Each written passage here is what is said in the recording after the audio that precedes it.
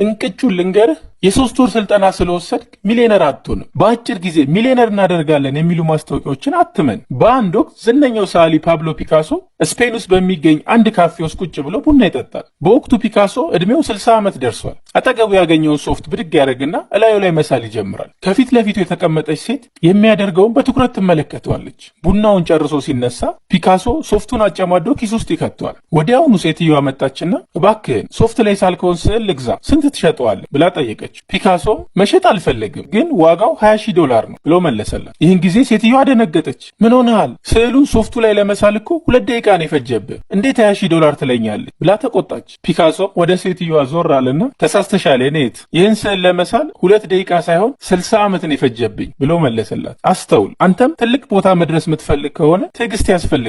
ዋጋ ያለው ነገር ሁሉ ልፋት ይጠይቃል። አቋራጭ በመፈለግ ዕድሜን አታባክን። ይልቅ መጀመሪያ የሚሆንህን ሙያ ወስን። ጊዜህን እሱ ላይ አጥፋ። ውጤት የሚመጣው ቀስ በቀስ ነው። ብዙ መልፋት፣ ብዙ መድከም አለ። ጊዜህንም ገንዘብህንም ራስ ላይ ኢንቨስት አድርግ። ያን ጊዜ ያሰብክበት ቦታ መድረስ ትችላለህ።